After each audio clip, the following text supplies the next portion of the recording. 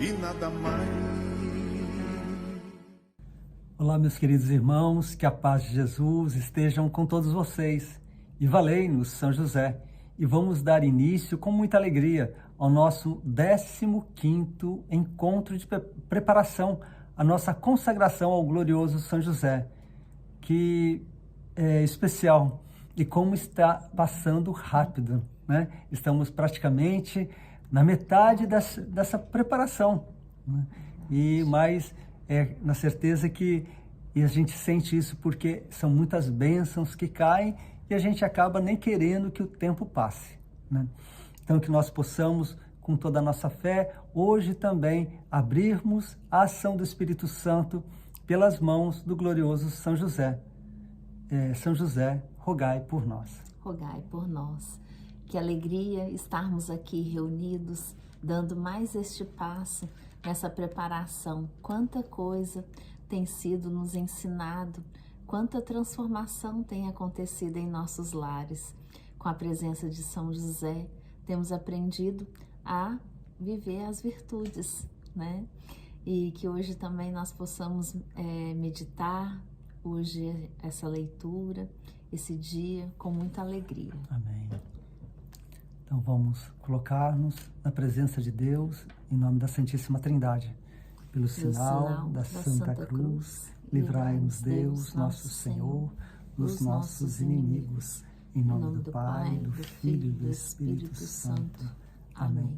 E vamos com toda a nossa fé pedir a Deus Pai, em nome de Jesus Cristo, o Espírito Santo.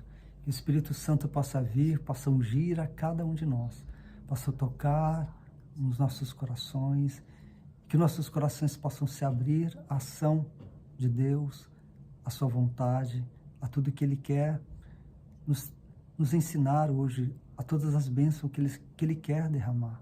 Que São José possa interceder por cada momento, por cada minuto desse encontro. Oremos. Vinde, Espírito Santo, e enchei os corações dos vossos fiéis, e acendei neles o fogo do vosso amor. Enviai o vosso Espírito, e tudo será criado, e renovareis a face da terra. Oremos.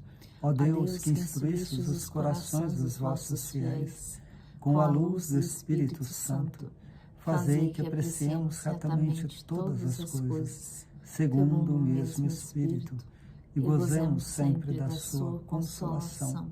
Por Cristo Senhor nosso. Amém. 15º dia. Chefe da Sagrada Família, rogai por nós. Jesus e Maria não apenas submeteram suas vontades à de José, pois ele era o chefe da Sagrada Família, mas também entregaram amorosamente seus corações a ele. Palavras de São Pedro Julião Eimage. Hoje, chamar um homem de chefe da família não é visto com bons olhos, mas Deus não está preocupado com o que é politicamente correto. Ele estabeleceu a família e designou que os pais fossem os chefes de suas famílias. Isso não significa que os homens sejam melhores do que as mulheres. A maior pessoa humana que já viveu não foi um homem, mas uma mulher. Maria, nossa mãe e a mãe de Jesus, a mãe de Deus. Jesus é uma pessoa divina. Tanto Jesus quanto Maria tinham grande alegria com a liderança de São José em sua casa. Isso pelas virtudes de São José. José sempre foi um homem justo, humilde, casto, fiel, dedicado. Porque muitas pessoas se ofendem com essa terminologia hoje em dia, infelizmente, por casos de abuso emocional, físico ou sexual por parte de uma figura paterna. Esse tipo de abuso quebra o coração de Deus. No entanto, a crise na masculinidade pode ser corrigida se os homens começarem a imitar São José. Amém. Amém. Que nós possamos viver com intensidade, seguir os passos de São José, para que o bem possa vencer o mal. Por tantas situações tão desumanas e tão decaídas, né, de alguns homens que que se deixam levar pela maldade. Seu exemplo paternal mostra que força, autoridade e liderança devem estar a serviço dos outros. Que nós possamos, com essa graça, a graça de termos São José como nosso modelo paternal, possa vir nos auxiliar daqui para frente, nos curar, né? Trazer as bênçãos de Deus, as curas que são necessárias, as transformações que são necessárias para que nós possamos viver com intensidade a nossa vocação, o nosso chamado. Em José, os chefes de família são abençoados com um modelo insuperável de vigilância e cuidado paternal. São palavras do Papa Leão XIII. Os maridos e pais precisam imitar São José. Famílias de todo o mundo experimentarão uma revolução de santidade se os maridos imitarem São José. Olha que promessa, olha que grandiosidade, né? Os maridos e pais precisam imitar São José. Por quê? Porque se as famílias de todo o mundo experimentarem, né, vai acontecer uma revolução de santidade se os maridos, então, imitarem São José. Passagens importantes do Novo Testamento não serão mais vistas como ofensivas, mas vivificantes. Seja submisso uns aos outros no temor de Cristo. As mulheres sejam sujeitas a seus maridos como ao Senhor, porque o marido é a cabeça da mulher, como Cristo é a cabeça da igreja, que é seu corpo, do qual ele é o Salvador. Assim como a igreja está sujeita a Cristo, assim estejam também as mulheres a seus maridos em tudo. Maridos, amai as vossas mulheres, como também Cristo amou a igreja e por ela se entregou a si mesmo para a santificar, purificando-a no batismo da água pela palavra, para apresentar a si mesmo esta igreja gloriosa, sem mácula, nem ruga ou coisa semelhante, mas santa e imaculada. Do mesmo modo, os maridos devem amar as suas mulheres como a seu próprio corpo. Aquele que ama a sua mulher, ama a si mesmo.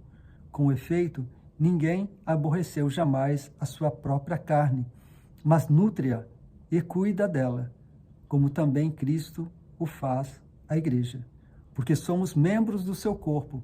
Por isso deixará o homem seu pai e sua mãe, e se unirá à sua mulher. E serão os dois numa só carne. Gênesis 2, 24. Grande mistério é esse. Eu o entendo em relação a Cristo e à igreja. Por isso, também cada um de vós ame a sua mulher como a si mesmo, e a mulher respeite a seu marido. Efésios 5, 21, 33.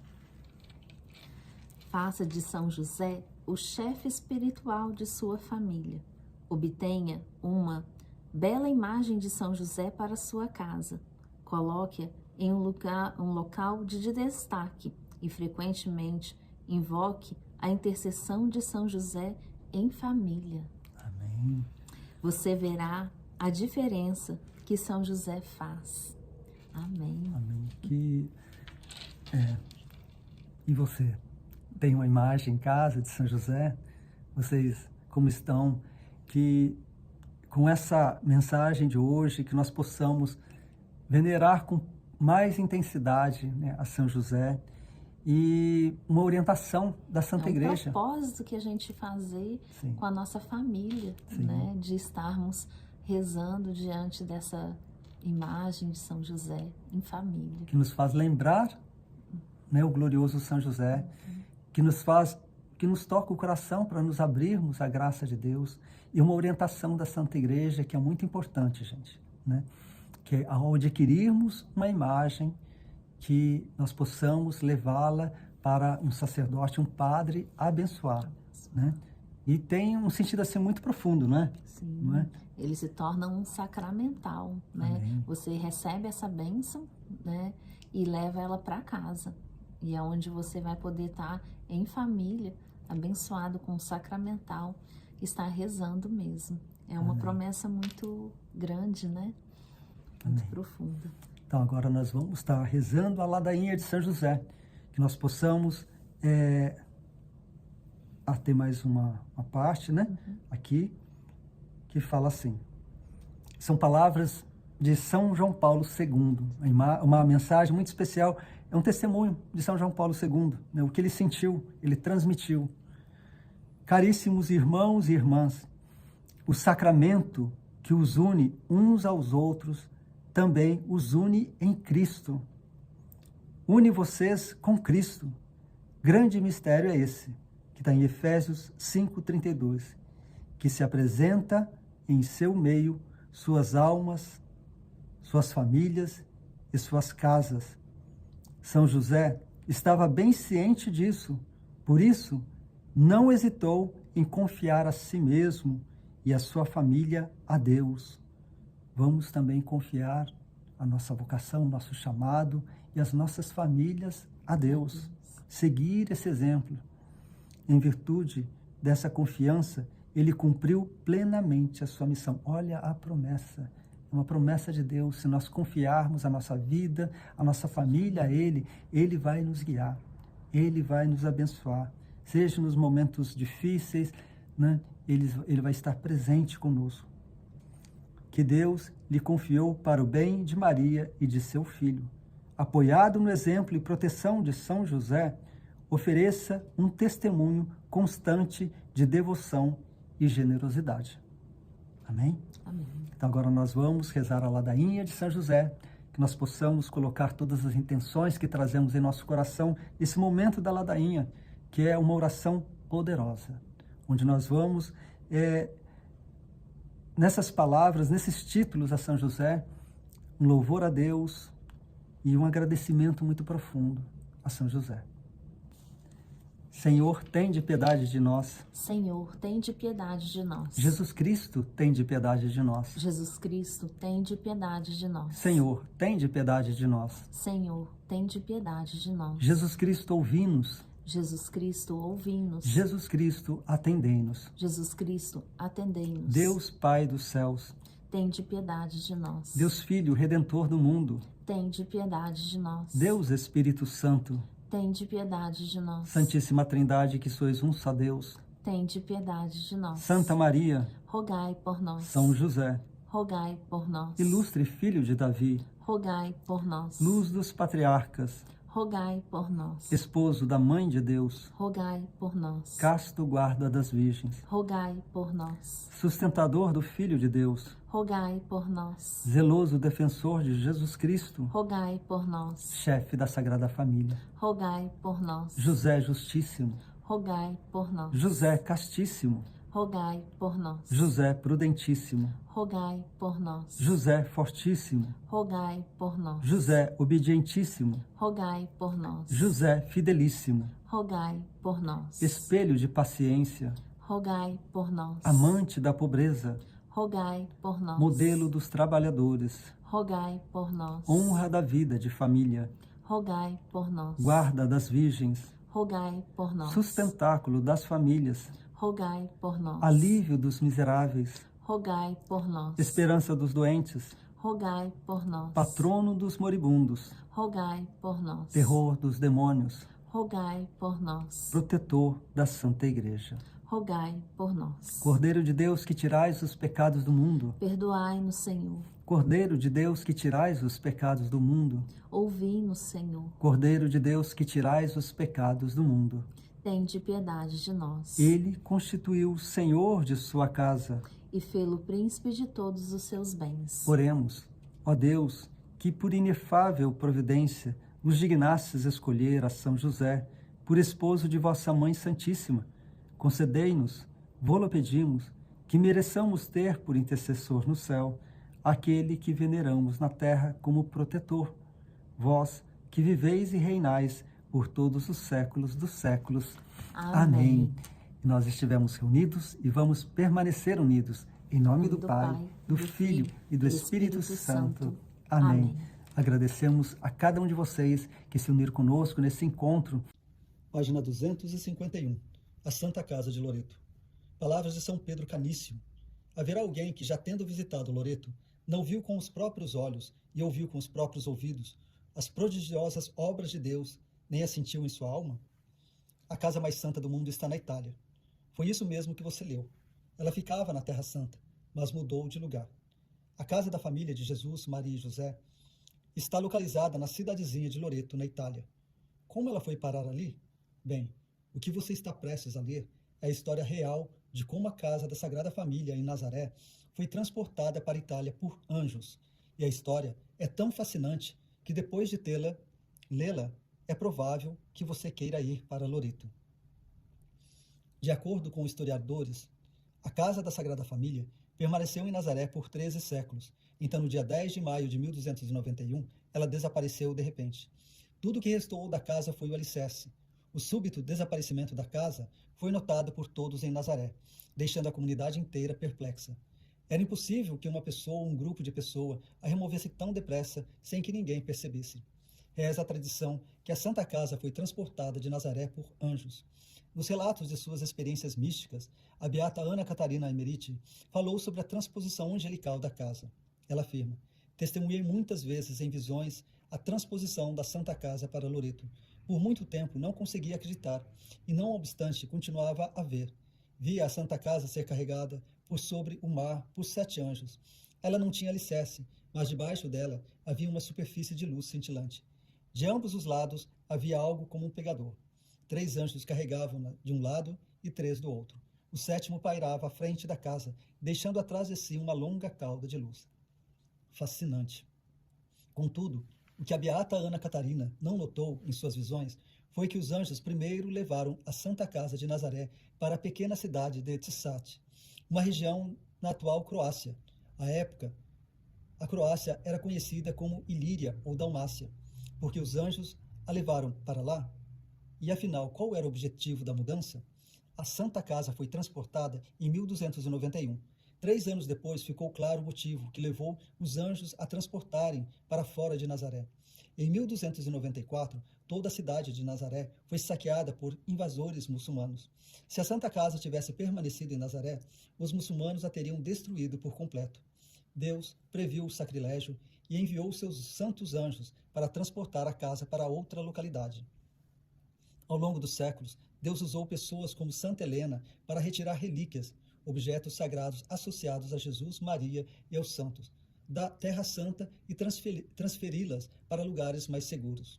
Certa vez, São John Henry Newman visitou a Santa Casa e fez uma declaração bastante esclarecedora a respeito de sua transposição. Ele escreveu: aquele que fez flutuar a arca de Noé nas vagas de um mar que cobria o mundo inteiro e encerrou nela todas as coisas vivas, que escondeu o paraíso terrestre, que disse que a fé podia mover. Montanhas, que sustentou milhares por 40 anos em um deserto estéril, que transportou Elias e o manteve oculto até o fim, também poderia operar maravilha. E, na realidade, vemos todos os demais registros de Nosso Senhor e seus santos reunidos no coração da cristandade, vindos dos confins da terra, à medida que o paganismo avançava sobre eles, isto é, suas relíquias. Santo Agostinho deixa Hipona, o profeta Samuel e Santo Estevão deixam Jerusalém. O berço em que Nosso Senhor foi reclinado deixa Belém com São Jerônimo. A cruz é desterrada. Santo Atanásio vai para Veneza. Em suma, não tenho dificuldade de crer nisso. Mas por que ela foi primeiro para a Croácia? Porque os anjos não a levaram diretamente para a Itália? Ninguém sabe a resposta. Talvez Deus quisesse abençoar a terra da Croácia com a presença da Santa Casa antes de levá-la para sua localização final. Certa vez, Jesus curou um surdo em estágios, não de imediato. O fato de os anjos transportarem a Santa Casa para diversas localidades antes de finalmente colocá-la em Loreto tem o efeito de produzir um grande número de testemunhas do prodígio, desaparecimento e reaparecimento da casa. Em outras palavras, ao permitir que a casa fosse mudada de lugar várias vezes antes de fixá-la em Loreto, mostra que ela não estava sendo movimentada pelo homem, mas pelos santos anjos de Deus. Estudemos de forma mais detalhada todas as transposições milagrosas da Santa Casa. Em 10 de maio de 1291, dia em que a Santa Casa desapareceu de Nazaré, pessoas do vilarejo de Tissat, na Croácia, testemunharam o súbito aparecimento de uma nova casa no vilarejo. Nenhum dos moradores dali sabiam como ela havia aparecido. Curiosamente, os habitantes do lugar observaram que as quatro paredes da casa repousavam sobre o solo. A casa não tinha alicerce. Depois de permanecer na Croácia por 3 anos, a casa tornou a desaparecer milagrosamente em 10 de dezembro de 1294. Ninguém no vilarejo viu a casa partir. A única coisa que ficou no local em que a casa ficara foi o contorno da casa no chão de terra. Até hoje, um monumento marca o ponto exato em que a Santa Casa esteve por 3 anos, em Tisat, na Croácia. Para onde a casa foi depois da Croácia, os anjos levaram-na para além do mar Adriático, para a cidadezinha de Pseno, na Itália. Por incrível que pareça, a mesma coisa aconteceu na cidade de Pseno. Ninguém testemunhou a chegada da casa e ninguém sabia de onde ela viera. A casa permaneceu em Pseno por apenas 8 meses, porque os salteadores começaram a assaltar os peregrinos, muitos deles da Croácia, que vinham visitar a Santa Casa. Em agosto de 1295, a casa desapareceu mais uma vez e reapareceu sobre uma colina não muito distante da cidadezinha de Pseno. No entanto, a colina em que a casa foi colocada pertencia a 2 irmãos que começaram a brigar pela propriedade da casa. Sem conseguir resolver sua disputa, os irmãos começaram a explorar os peregrinos para obter ganhos financeiros. A Santa Casa permaneceu em sua propriedade por apenas alguns meses antes de desaparecer prodigiosamente outra vez. Quase no final de dezembro de 1295, a Santa Casa foi levada pelos anjos para um lugar próximo de sua localização anterior, longe o bastante para que não ficasse dentro da propriedade dos 2 irmãos. Esse lugar é conhecido como Loreto, a cidadezinha em que a casa se encontra hoje. O milagre de a Santa Casa ter sido transportada 4 vezes pelos anjos levou a Igreja Católica a declarar Nossa Senhora de Loreto a padroeira da aviação. Como podemos saber que tudo isso é verdade? Bem, em 1296, um ano após a chegada da Santa Casa a Loreto, a Igreja Católica designou 16 emissários para investigar tudo. Os emissários visitaram Loreto, a cidadezinha, na Croácia, e Nazaré, e realizaram estudos exaustivos para verificar os acontecimentos. Eles foram primeiro para Loreto. No local, em Loreto, eles tiraram medidas precisas da casa, tomando notas detalhadas delas. Em seguida, os emissários viajaram para Tisat, na Croácia, para o lugar em que a casa estivera, e mediram as marcas deixadas por ela no solo. Então, viajaram para Nazaré, a fim de comparar as medidas de Loreto e Tisat com o alicerce original. Inacreditavelmente, nas 3 localidades, Loreto, Croácia e Nazaré, as medidas eram exatamente as mesmas. Não havia nenhuma discrepância, tudo correspondia perfeitamente. Depois de séculos, cientistas fizeram uma análise química das pedras das paredes da Santa Casa de Loreto. Realizaram-se também estudos químicos da madeira usada para o teto da Santa Casa. E adivinhe o que descobriram. As paredes da Santa Casa são feitas de pedras encontradas apenas na região de Nazaré. E a madeira do teto da casa vem exatamente da área de Nazaré. Constatou-se que até mesmo a argamassa utilizada na casa é constituída de materiais oriundos da Terra Santa. Graças a tais estudos, uma igreja maior começou a ser construída em torno da casa para acomodar os muitos peregrinos que chegavam a Loreto. Atestando ainda mais a veracidade desses acontecimentos milagrosos, peregrinos de Tisat, na Croácia, viajavam anualmente para Loreto, pedindo aos céus que levasse a Santa Casa de volta à Croácia. Após a chegada da Santa Casa a Loreto, na Itália, em 1295, quase 50 papas já afirmaram sua prodigiosa transposição pela ação de anjos, referindo-se às vezes à transposição como transladação da Santa Casa. No século XV, 2 papas foram milagrosamente curados na Santa Casa. No século XVI, concluiu-se uma basílica fortificada em redor da Santa Casa, a fim de protegê-la de ataques muçulmanos. Mais tarde, para fortificar ainda mais a estrutura, a Santa Casa foi revestida de mármore de Carrara. Palavras de Santo Afonso Maria de Ligório. Quase todos os papas depois de Pio II, um dos papas do século VIII, que foi curado milagrosamente, falaram de sua milagrosa transladação. Por que Deus e a Igreja fizeram tudo isso para para preservar a casa, porque ela é o lugar da encarnação. A tradição sustenta que Maria nasceu e cresceu na Santa Casa, e que foi nela que o arcanjo Gabriel apareceu à Virgem, e o Verbo se fez carne. É uma casa de prodígios sobrenaturais. Afirma-se, palavras de São Jerônimo, afirma-se que ela, Maria, nasceu na própria cidade de Nazaré e, de fato, no mesmo cômodo em que, coberta pela sombra do Espírito Santo, concebeu mais tarde, por ocasião da saudação do anjo. É, na verdade, a casa de Nazaré que se venera em Loreto, aquela casa amada de Deus por tantos motivos, construída originalmente na Galiléia, separada de seu alicerce e transportada pelo poder divino, primeiro por sobre mares, para a Dalmácia e daí para a Itália. A bendita casa na qual a Santíssima Virgem, predestinada desde toda a eternidade e absolutamente isenta do pecado original, foi concebida, nasceu, foi criada, na qual o mensageiro celeste a saudou como cheia de graça, na qual ela se tornou a mãe do Filho único de Deus, Beato Papa Pio IX. A Santa Casa também é o lugar onde a Sagrada Família vivia em Nazaré. Ela costuma ser chamada Santa Casa de Maria, mas também merece ser chamada Santa Casa de José. Quando e como São José passou a ter posse da casa, não se sabe, mas é provável que isso tenha ocorrido em virtude de seu casamento com Maria. De fato, escavações recentes, perto da Basílica da Anunciação, dão pistas de como a casa da infância de Maria se tornou a casa da Sagrada Família.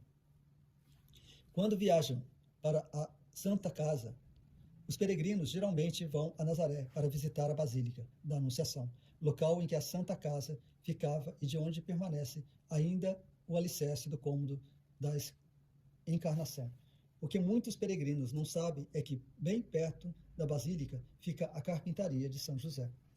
A tradição afirma que José e Maria já estavam casados, mas ainda não viviam juntos. José morava e trabalhava em sua própria casa ali perto. Quando começaram a coabitar, decidiram viver na casa da infância de Maria.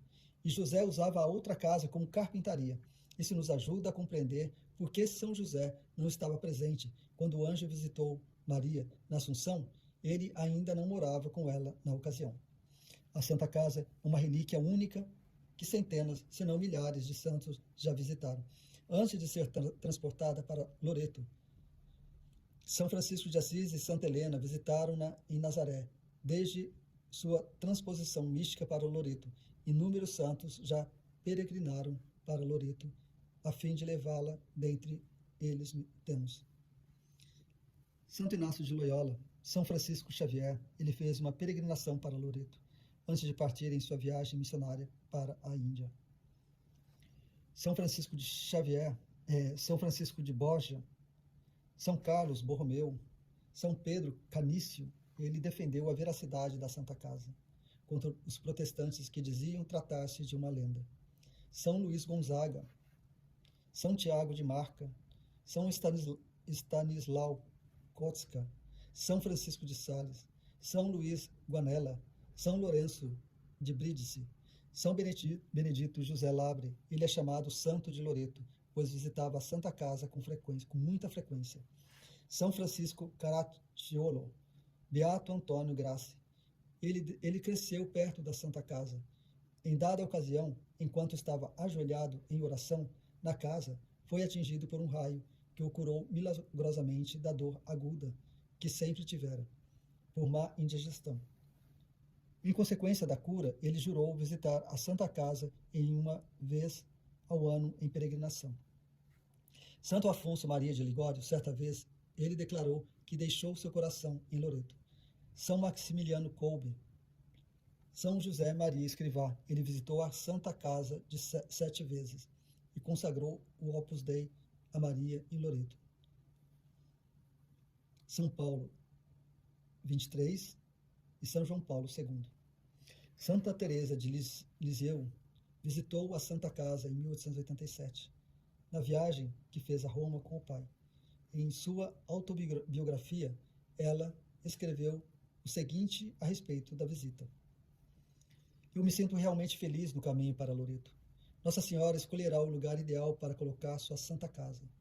Tudo é pobre, simples e primitivo. As mulheres ainda usam os graciosos vestidos do campo e não adotam, como nas grandes cidades, as modas modernas de Paris. Achei Loreto encantadora. Que direi da Santa Casa? Fui tomada pela emoção quando percebi que estava debaixo do teto que abrigara a Sagrada Família. Contemplei as mesmas paredes para as quais Nosso Senhor havia olhado. Pisei o chão que no passado ficara úmido com o suor da labuta de São José. E vi o pequeno aposento da associação. Cheguei mesmo a colocar meu rosário na tigelinha usada pelo Divino Menino. Que doces recordações! A Santa Casa é uma poderosa relíquia. Jesus, Maria e José viveram, dormiram, comeram e rezaram ali. É tão poderosa que o diabo quer distância dela.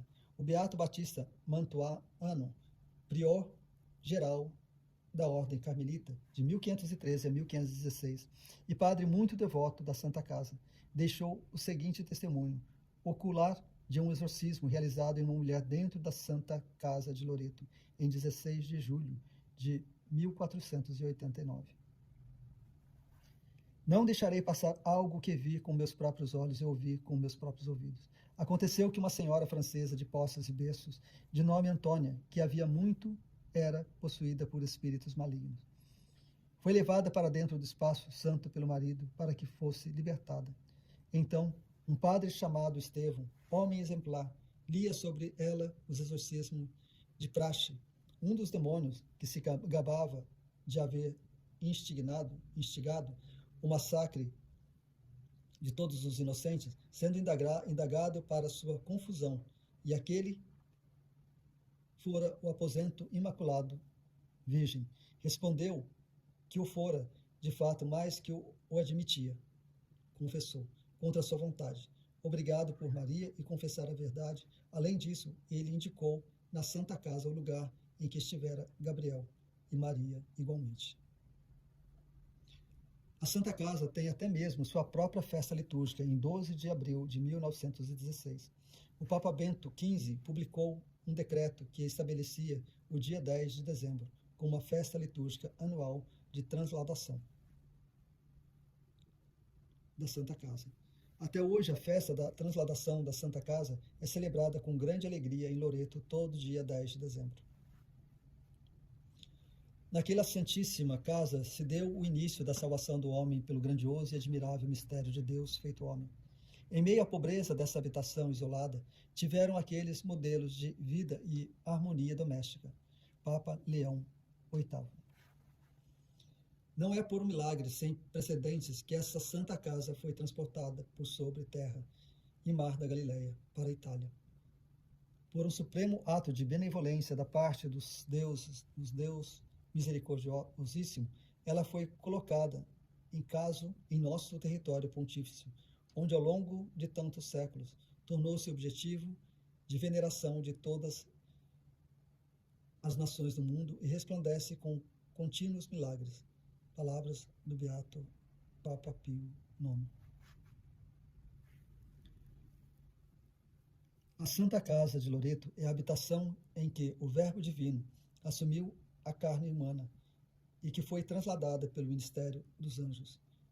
Sua autenticidade é provada por amigos, monumentos e por uma tradição ininterrupta, bem como pelo testemunho de santos pontífices, pelo consenso da fé e pelos contínuos milagres que lá se operam até os dias de hoje. Amém.